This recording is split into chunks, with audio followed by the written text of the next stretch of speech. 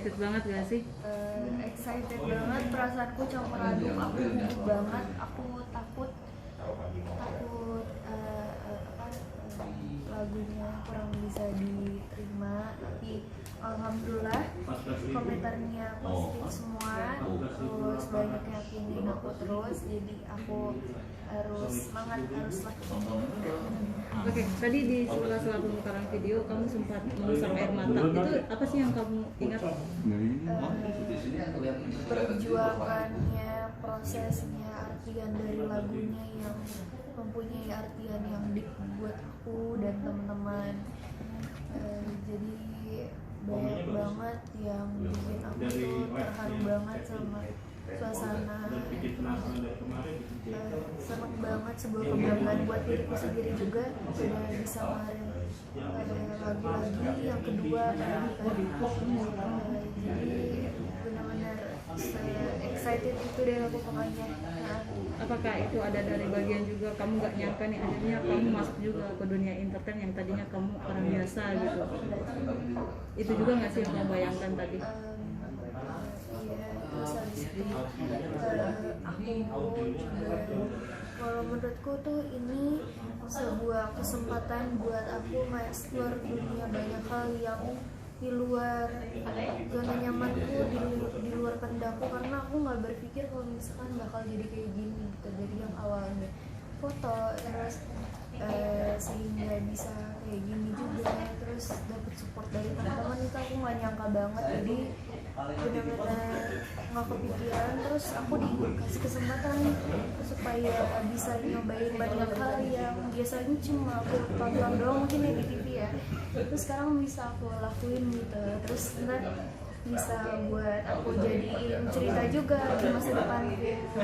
Terus keadaan sukses yang mungkin bisa aku banggain di masa depan nanti. Amel, di lagu kedua ini Amel terlihat lebih percaya diri. Gimana Amel? Lagu kedua ini Amel lebih terlihat lebih percaya diri, gimana Amel? Dibandingkan dengan lagu pertama? Aku lagi ngehargain diriku sendiri sih, karena kalau misalkan aku insecure terus berarti aku nggak bersyukur sama apa yang Allah kasih ke aku gitu. Jadi aku ngehargain diriku sendiri, aku sayang sama diriku sendiri, aku mau diriku sendiri tuh punya kredit kalau misalkan wah aku tuh bisa kayak gini, aku bisa ngelakuin hal yang gak kepikiran buat aku, hal yang bikin aku seneng banget, aku bisa ngelakuinnya gitu. Berarti ini termasuk hal baru juga ya, keluar dari zona nyaman. Bener banget. Ada inspirasinya sih dari siapa? Dari siapa? Ada motivasi kan pasti dari Bunda nih, selalu memberikan motivasi. Tapi dari Amel sendiri ini khusus ada inspirasi dari siapa? Dari segi banyak hal, terutama bunda, keluarga. Terus apalagi aku juga suka me time. Aku suka merhatiin banyak hal yang mungkin aku nggak terlalu banyak ngomong, tapi aku cuma merhatiin aja gitu. Nah dari hal-hal yang aku perhatiin, dari situ aku mikir kalau misalkan banyak inspirasi yang masuk aku buat aku bergerak lebih maju ke depan gitu. Amel, di single kamu yang kedua ini, gimana sih kamu menghilangkan image dari Niki Ardila sendiri agar orang tahu oh ini Amel bukan Niki Ardila, biar kamu terlepas dari nama itu gitu, biarpun memang awalnya dari situ gitu.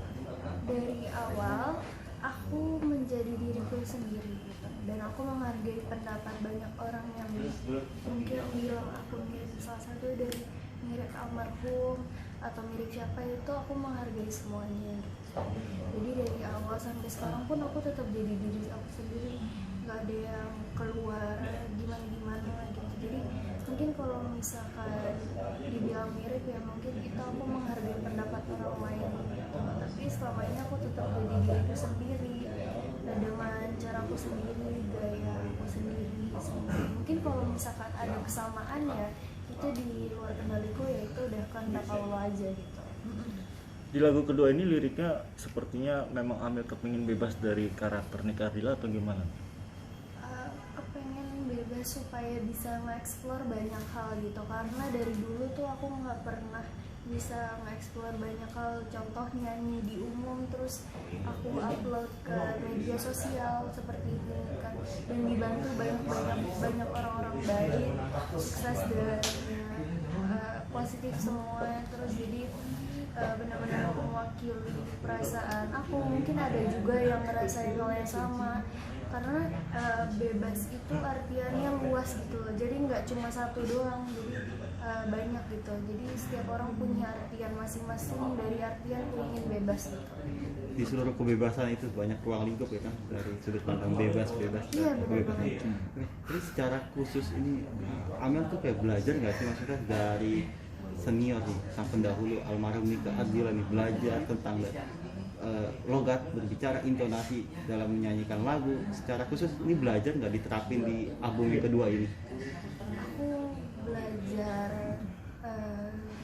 benar-benar berusaha lebih keras lagi, terus aku dibantu sama Ya, jadi Sari. sebetulnya dalam proses yang single kedua ini, Amel itu belajar untuk melatih vokal supaya bisa lebih matang, sehingga bisa memberikan satu karya yang lebih baik. Intinya seperti itu. Tapi kalau untuk inspirasi mungkin karena Amel itu mengagumi almarhum Nike Ardila, melihat kesuksesannya, ingin melakukan penghargaan juga kepada beliau dan kepada fans, sehingga Amel belajar untuk melatih lebih baik lagi. Tapi mengenai intonasi atau cara bicara itu murni dari cara bicaranya Amel sendiri. Tante sampai sekarang masih ini nggak sih, maksudnya nggak menyangka masih maksudnya Sampai saat ini nih Amel bisa bernyanyi sampai 2 album. Gimana tante? Menyangka? 2 single. ya alhamdulillah jadi album ya. Amin. Gimana nih, Amin, Dede. Bunda? Menyangka? Ya, perasaan saya sebagai orang tua, pertama saya bersyukur, saya sangat bersyukur sebesar-besarnya pada Allah, pada semua kesempatan yang diberikan. Kemudian yang kedua, saya juga merasa berterima kasih karena anak saya mau untuk mencoba mengeksplor, mau mengikuti arahan dan nasihat yang saya berikan bahwa ini adalah satu kesempatan, kamu masih muda dan hidup cuma sekali, berikan yang terbaik untuk diri kamu. Gak ada salahnya kita mencoba asalkan itu sesuatu yang baik. Penyesalan selalu datang terakhir kalau kata Bunda, soalnya kalau awal-awal Pendaftaran. Bun, ya, tadi kan Amel ya, apa sih yang berubah dari diri Amel yang tadinya dia kan pendiam, sekarang udah berani ngomong di depan kamera, udah lebih pede gitu. Gimana ngelihat perubahan Amel ini? Saya terus terang tidak menyangka, artinya gini, semua proses itu begitu cepat, tapi saya yakin bahwa proses itu juga telah melewati tahapan yang memang seharusnya. Artinya anak saya mau untuk mencoba belajar dari kepribadian yang introvert, yang tertutup, kemudian mau untuk mencoba lebih terbuka dan membuktikan kepada dirinya bahwa oh, aku bisa melakukan sesuatu yang sebelumnya tidak bisa. Jadi saya pertama merasa berterima kasih juga kepada anak saya karena anak saya mau menghargai dirinya sendiri, mau memberikan usaha yang terbaik juga untuk orang-orang lain. Mengingat perjuangan tante, hanya sampai seperti sekarang ini, mengingat perjuangan tante seperti apa kalau mengingat semua perjuangan yang sudah tante lakuin gitu? Mengingat perjuangan itu adalah sebuah perjalanan buat saya. Perjuangan yang ada selama ini adalah sebuah perjalanan yang sebetulnya sudah ditentukan. Mungkin pada waktu kita semua masing-masing ada di dalam rahim ibu masing-masing.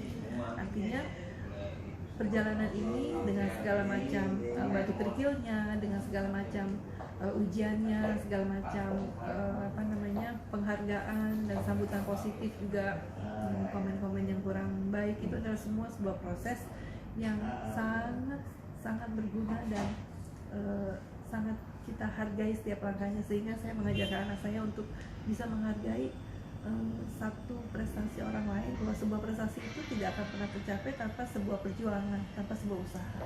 Dan Bunda juga ngajarin aku kalau misalkan kita mau langsung instan sukses, kita nggak bakal belajar menghargai artian dari sebuah perjuangan yang dilewati gitu, karena buat mencapai di titik itu banyak aliran air yang bikin kita buat jatuh terus-terusan, tapi kita berusaha buat bangkit lagi. Tapi tante kalau melihat komentar dari orang yang underestimate, sebagai seorang ibu ada perasaan apa sih?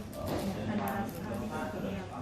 Sebetulnya saya menghargai mengapa mereka berkomentar kurang baik, apakah itu underestimate atau hal-hal lain yang senada, karena bagaimanapun juga mereka kan belum mengenal Amel. Kemudian Amel juga adalah sosok yang masih baru, seorang remaja biasa yang kemudian mau mencoba untuk belajar. Jadi saya sampaikan ke anak saya, Dek, di luar sana kalau memang ada satu komen-komen yang kurang baik, jadikan itu sebagai satu alat untuk introspeksi kepada diri kita, bahwa ada hal yang kurang baik, bilang misalnya kok begini, kok terlalu ini, terlalu apa gitu, ternyata hanya ini gitu kan. Berarti mungkin itu kita jadikan bagaimana kita supaya kita bisa lebih baik, tidak menjadi seperti yang disampaikan orang-orang itu. Memang terbaca atau terdengar awalnya menyakitkan, tapi kalau kemudian kita jadikan itu sebagai satu renungan, itu sebetulnya suatu alat untuk kita bisa melihat dari sisi yang kurang baik. Karena kan manusia kan nggak lepas dari sebuah kekurangan, nggak harus selalu ada satu kebaikan, tapi pasti ada kekurangannya. Itu alat untuk kita bisa introspeksi, berubah jadi lebih baik. Dan alhamdulillah Amel dari awalnya mungkin merasa terpukul, mau untuk belajar melihat komen yang kurang baik itu atau pendapat yang underestimate sebagai sebuah pelajaran. Termasuk tadi tante sempat menangis, itu ada apakah juga mengingat banyak hal yang selama ini? Saya menangis itu lebih kepada rasa syukur karena